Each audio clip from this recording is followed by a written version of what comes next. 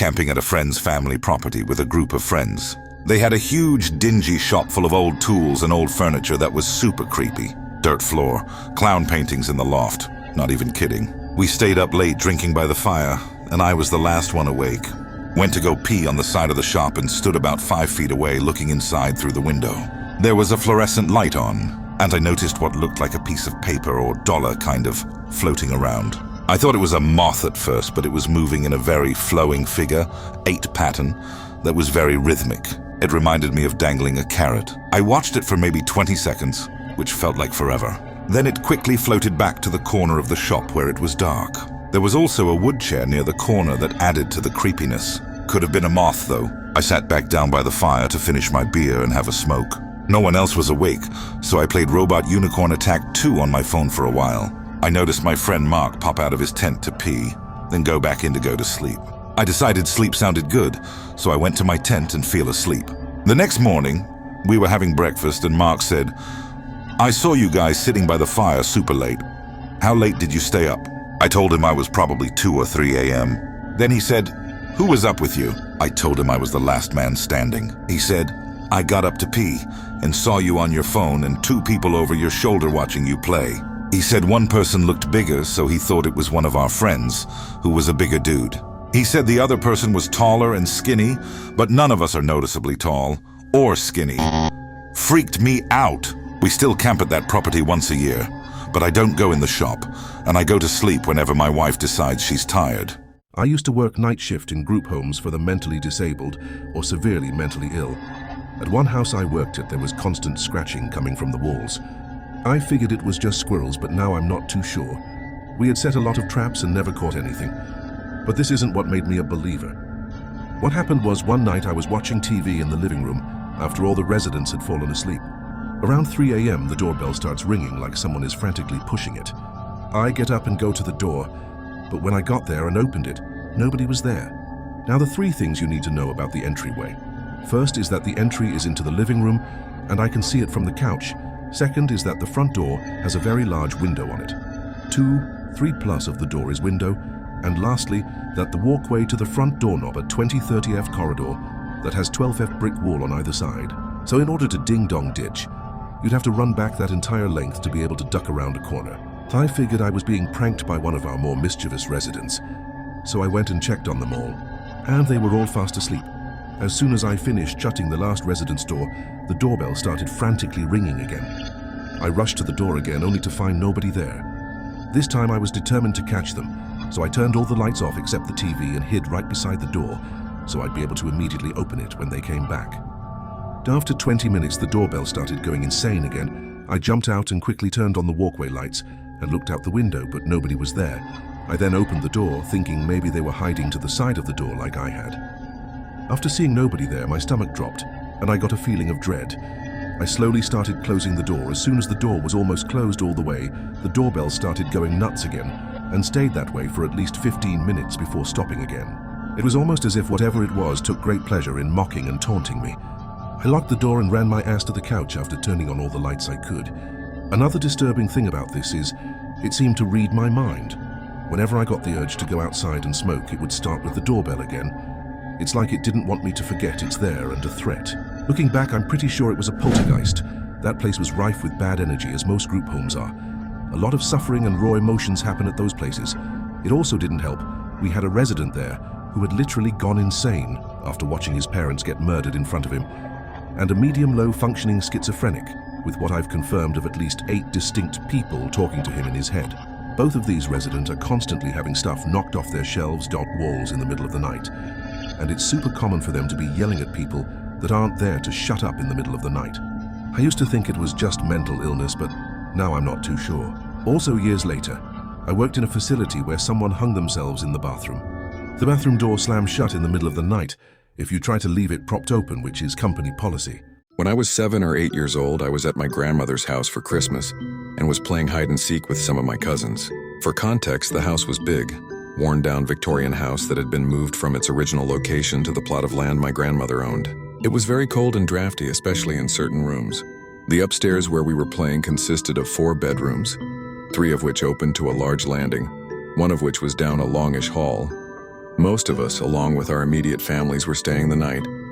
But for some reason, no one ever stayed in that fourth room. As a child, I always thought it was my grandfather's room. He died about 10 years prior to my birth. But in hindsight, I'm not sure why. As far as I know, that wasn't true, and certainly no one ever told me it was. Anyway, it was around 8 p.m. and my turn to count. And of course, the person counting went into the separate room to do so. I sat on the bed, closed my eyes, and counted to 20. When I opened my eyes, it was light out morning. I'd closed my eyes at night, counted to 20, and somehow 12 hours had passed. Of course, the immediate thought is that maybe I just fell asleep. I'll refute that with 3 points. First, why didn't my cousins come get me when I failed to seek them? Second, it was cold in that house. We would sleep multiple people to a bed under several blankets, at least one of which was usually electric. I can't imagine sleeping through the night in that kind of cold without some kit of covering.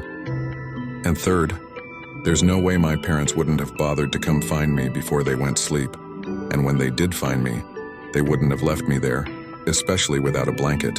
I can't tell you what happened. Maybe I had some sort of strange memory lapse that just happened to begin and end in the same location. Maybe the simulation lagged. Maybe I really did skip 12 hours. All I can say for sure is that something happened that night, and I've never been able to explain it. My grandparents' ranch. The original house was built in the early 1800s, and the graveyard from the original family is still there. When my family first bought the property, the previous owners were still living there for a few weeks until they moved. My grandpa was out riding around and saw a guy from a distance dressed in slacks and a white shirt. My grandpa assumed it was the previous owner, so he drove up to say hi. As he got closer, the guy walked behind a bush and seemingly disappeared into thin air. He told the previous owner about it, and he asked, was he wearing a white shirt, and apparently they've seen him a lot wandering around in the evening, almost always where my grandpa saw him too. A few months later, when I first visited, me and my cousin were playing PS2 in the living room around midnight. There is a huge sliding glass door facing the backyard and barn. I noticed the people walking around outside with what looks like rifles and Civil War caps. It looked like they were marching almost. Eventually they kept going into the darkness, while me and my cousin were shitting ourselves in silence. Nothing really happened for the next few years besides footsteps and weird feelings.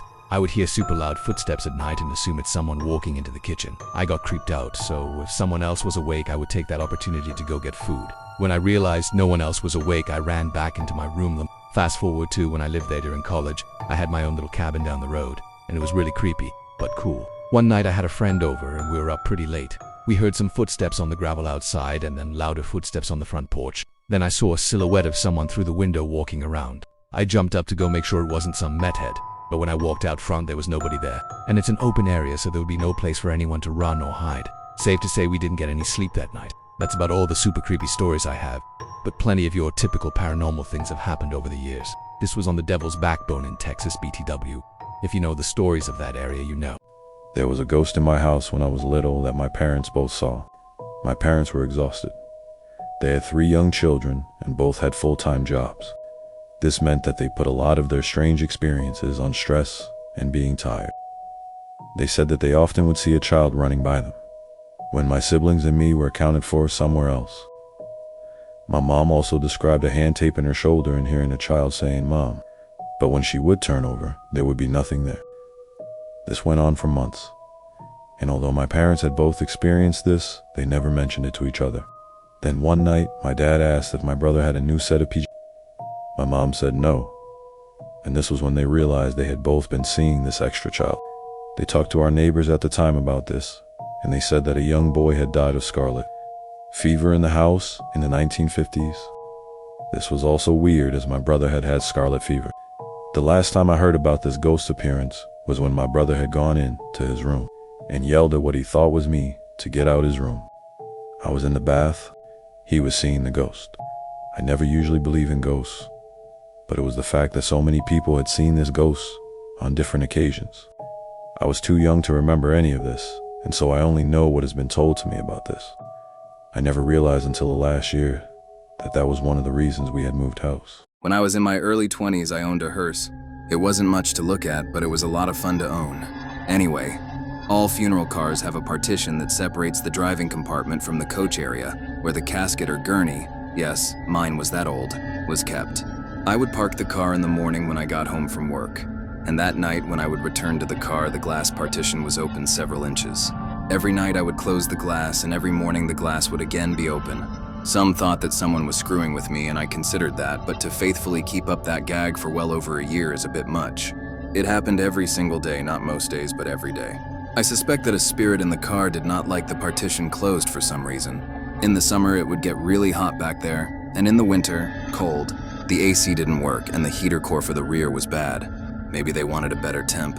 It didn't bother me, and I actually thought it was kind of cool.